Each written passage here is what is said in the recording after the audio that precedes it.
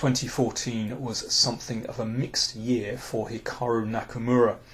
Although he liked to see himself as Magnus Carlsen's main rival, in fact he was rather eclipsed by Fabiano Caruana, by Alexander Grischuk, and latterly by his new compatriot Wesley So, who has had, he's had a brilliant 2014 actually. But there are signs that Hikaru is fighting back. At the London Chess Classic, in the classical tournament, he scored 50%. Not bad, not brilliant, but he dominated a very strong rapid play tournament. Then he's just convincingly won the Gibraltar Open tournament in January. And, well, as we've just seen, he has won the Zurich Chess Challenge against serious opposition by defeating Vishwanathan Anand in an Armageddon playoff game. So I thought I'd take a look at one of Hikaru's games, and this is from round 1 of the Gibraltar Open tournament. I think Hikaru really loves the kind of hurly-burly of Swiss events rather than closed tournaments. Anyway, this round 1 game is against Jovana Vojinovic. Now, she represents Serbia, and you can see there is a huge rating difference between the players, over 400 points. But Vojinovic is still rated 2300 and quite capable of beating strong grandmasters. Let's see what happens. Nakamura played the Dutch, a sure sign that he wants a dynamic game, an imbalanced game, and Vojinovic plays an interesting move, bishop g5. I quite like this move myself actually. It disrupts the smooth flow of black's kingside development. But Hikaru immediately puts his finger on what's wrong with the bishop development, or a potential drawback anyway, is that the b2 pawn has been weakened and he moves the queen out to b6 to attack. Now, of course, white can defend this with queen c1 or b3, but they both represent a slight compromise. Instead, Vojinovic, I think correctly, sacrifices the b pawn with knight d2, and of course this has to be taken if black is going to play like this. So it's another poisoned pawn position. In the last power play clip we looked at Radyabov against Grischuk, which was a Najdorf variation poison pawn, and Grischuk was tripped up very early on. Now this of course is a very different kind of position. But still, I think white has fabulous compensation here, because the f-pawn's advance doesn't really fit in with a pawn grab on the other side of the board. Of course it weakens the king already.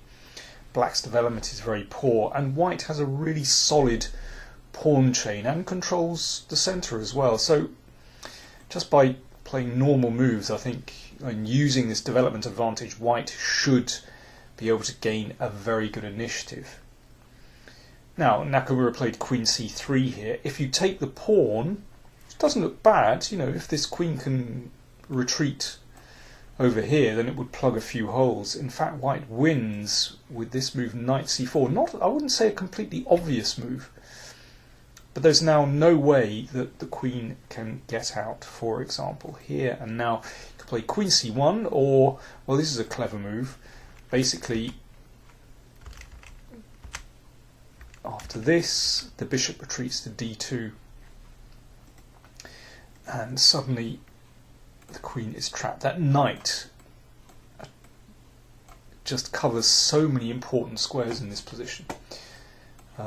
Anyway, queen takes a2 would lose there, and I think it's a very good illustration of what can happen if you're not careful. You have to be really up for it when you grab this pawn.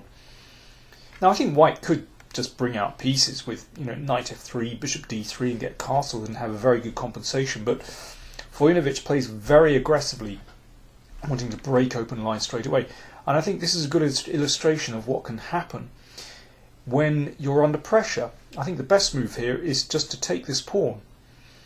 But instead, Nakamura plays queen a5.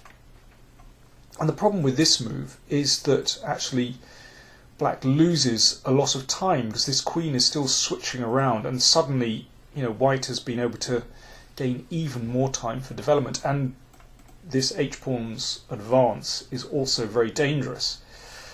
It's not easy for black to develop successfully here, and suddenly this knight is coming into f4 and maybe a check on h5.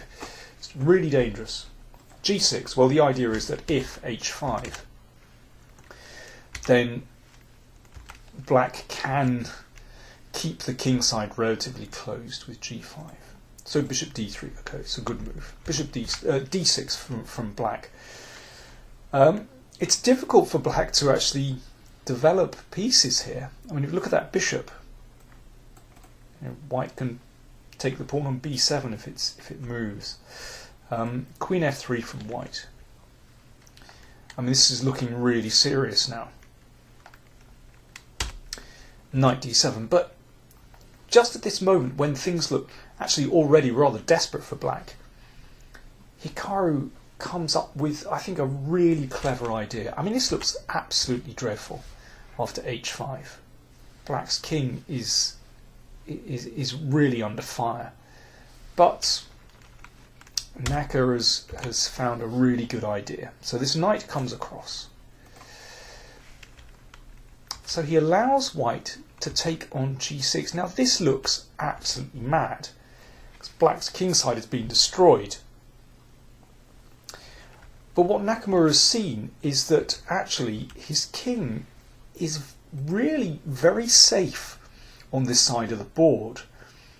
These pawns provide a fantastic shell for the king, and it's really hard to attack.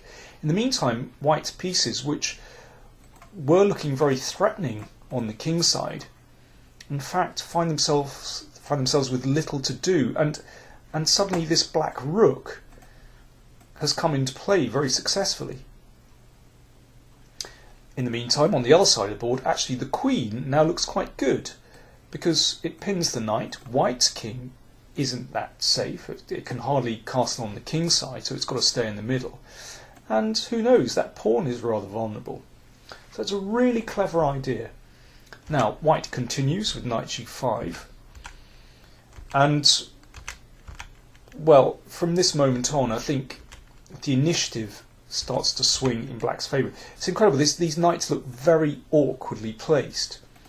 And to some extent the bishop as well. But in fact, they just hold everything together for long enough for black to bring out his pieces and consolidate the position. And there's no doubt about it that, well, black is now in control of the position. Knight d5 is an excellent move.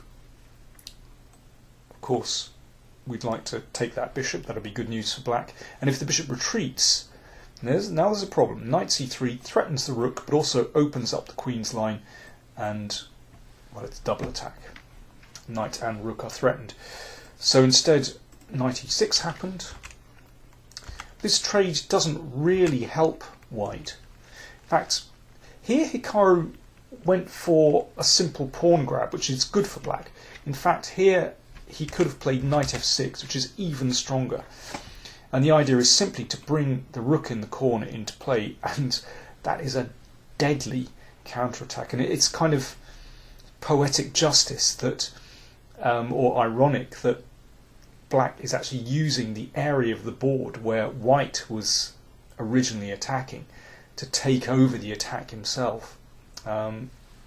This would actually be a deadly attack. But Nakamura selects a very straightforward continuation. Queen b4 is also excellent for black. The idea is simply to take the pawn on a2. And black's position is so compact. There are no weaknesses there. In fact, white can do absolutely nothing here. And the rest of the game was relatively simple for black to win. So this knight returns to this beautiful square on c3, where it really dominates white's rook and other pieces. Now a trade, and the bishop goes back. Still, black's position is very secure. And now it's a passed a-pawn. Black is a pawn up and starts to advance this a-pawn. There's not a lot that white can do about it. In fact, well, before black could keep pushing that a-pawn, but suddenly Nakamura spies But there's fun to be had on the king side as well, so the queen covers. Now knight d5. So attacks the knight, and e3 is a little bit sensitive as well. This is Nakamura's idea. You could still play a3 here, but c5 is clever. So this really starts to attack white's king, and black's king still completely safe. Of course, if this is captured on c5, then queen c5 targets the pawn on e3, and this is horrendous. So bishop c4, and well, there are many ways to win. Nakamura keeps it very simple, so the knight returns, attacking the rook moved to the side, and now b5. And here Vojinovic decided she'd had enough. If the bishop retreats, then, well, that's pawn number 2, and we can see that, in fact, black is getting closer to white's king, and it's really a completely hopeless situation. So, well, a very convincing victory from Nakamura. I wonder if he'd have chosen to grab this pawn on b2 against stronger opposition. Incidentally, I think white actually had a very good chance to attack here. I'm just going to go back to the 10th move just very quickly. It's an interesting situation. So here white played queen to f3, but I think it was possible to play h5, a really direct move. And here, well, I suspect that both players simply thought that after bishop takes knight, white is winning a piece and without any problem. But in fact, after rook takes pawn, although white is a piece down, this tremendous compensation for white. The basic idea is that, well, there are two threats. One is to take on g6, establishing a very strong passed pawn, and the other is this, to play queen b1. Let's supposing black takes here. Then queen b1 is really nasty, threatening the knight, and if the knight moves, then simply rook takes, followed by queen b7 check. So this is the basic problem. White has a very, very powerful attack. Now maybe black should play in the game and simply offer this pawn here. But now another clever move, you don't actually have to take, you could play rook g1. Now that covers the bishop and allows this knight to enter on f4. Now the bishop is protected. And this, by contrast with the game, is, I think, a much better version. Once the knight lands on g6, that really is trouble for black. So Nakamura rode his luck, but that is very typical of his style. And these moves, I mean, very, very difficult to spot, I should say. Thanks for watching.